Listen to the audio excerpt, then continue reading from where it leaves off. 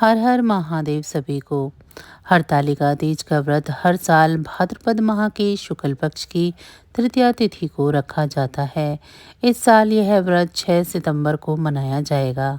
यह व्रत शिव शक्ति को समर्पित है और विवाहित महिलाएं अपने पति की लंबी आयु और अखंड सौभाग्य के लिए व्रत करती हैं। इस बार हरतालिका तीज पर दुर्लभ ब्रह्म योग का निर्माण हो रहा है, जिससे पूजा का दुगना फल मिलेगा। हरतालिका तीज व्रत हर साल भाद्रपद माह के शुक्ल पक्ष की तृतीया को रखा जाता है। इसके अगले दिन गणेश चतुर्थी मनाई जाती है।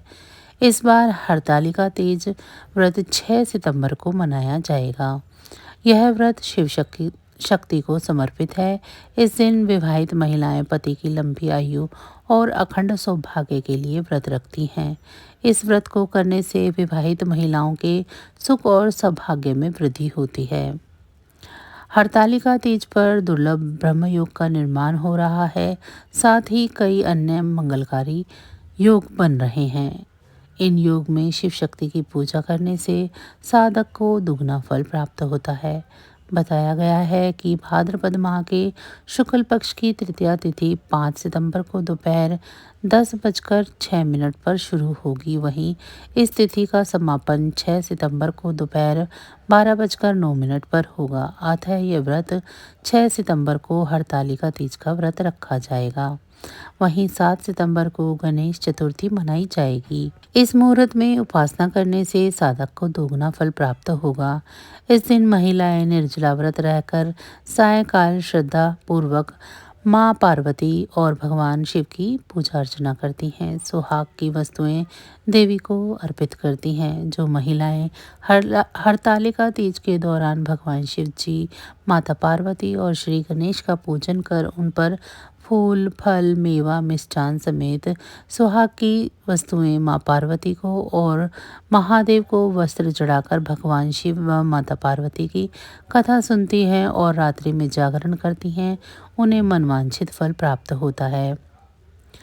हरतालिका तीज के दिन भगवान शिव और माता पार्वती की पूजा अर्चना करने से कुंवारी लड़कियों के जल्द विवाह के योग बनते हैं। वहीं सुहागिन महिलाएं तीज व्रत करने से अखंड सौभाग्य की प्राप्ति होती है और पति को दीर्घायु का आशीर्वाद मिलता है।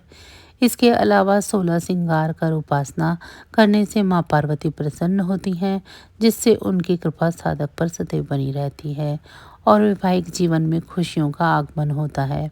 तीज का व्रत करवा चौथ और छठ पूजा की तरह ही कठिन माना जाता है, क्योंकि इस व्रत के दौरान अन्न जल ग्रहण करना वर्जित होता है। पौराणिक कथा के अनुसार हिमालय राज के परिवार में मां सती ने पुनः शरीर धारण करके मां पार्वती के रूप में जन्म लिया।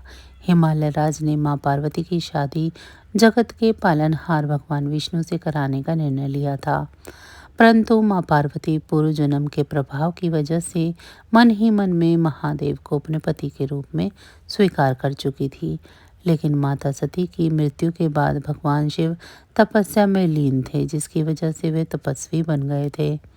माँ पार्वती जी की सखियों ने उनका हरण कर लिया, क्योंकि पिता के निश्चय से असमंजस की स्थिति उत्पन्न हो गई थी, जिसके बाद माँ पार्वती को हिमालय की कदराओं में छिपा दिया गया। इसके बाद माँ पार्वती ने भगवान शिव को पति के रूप में पाने के लिए कठिन तपस्या की।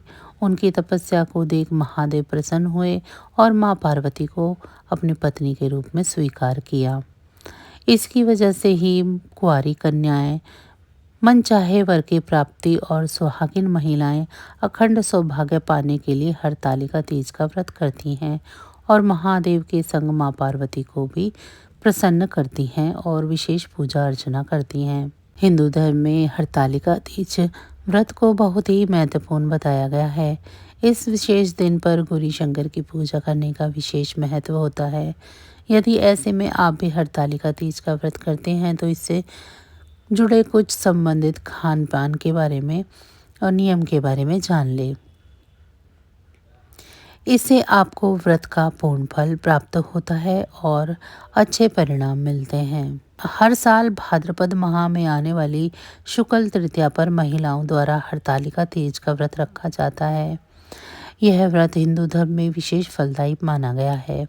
ऐसा माना जाता है कि इस व्रत को करने से साधक की मनचाही मुराद पूरी होती है। यह व्रत सुहागिन महिलाओं और अविवाहित कन्याओं द्वारा किया जाता है। हरतालिका तीज का शुभ मुहूर्त सुबह 6:02 से सुबह 8:33 तक होगा, जिसमें आप पूजा अच्छे से कर सकते हैं। सबसे पहले तो हरतालिका तीज का व्रत निर्जला रखने का विधान है। ऐसे में इस दिन पानी नहीं पीना चाहिए।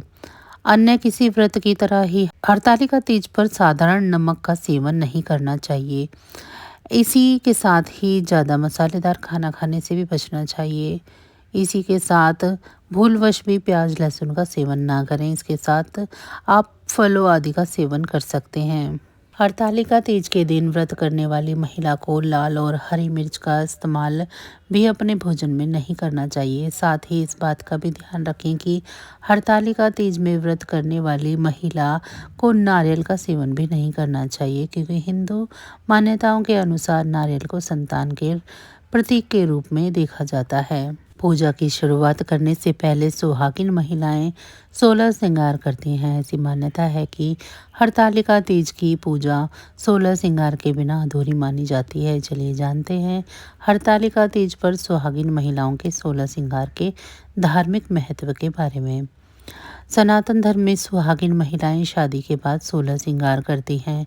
महिलाओं के श्रृंगार को लेकर सुहाग की निशानी मानी जाती है और पति की दीर्घायु के लिए सुहागिन महिलाएं 16 श्रृंगार करती हैं। इसका वर्णन धार्मिक पुराणों में किया गया है।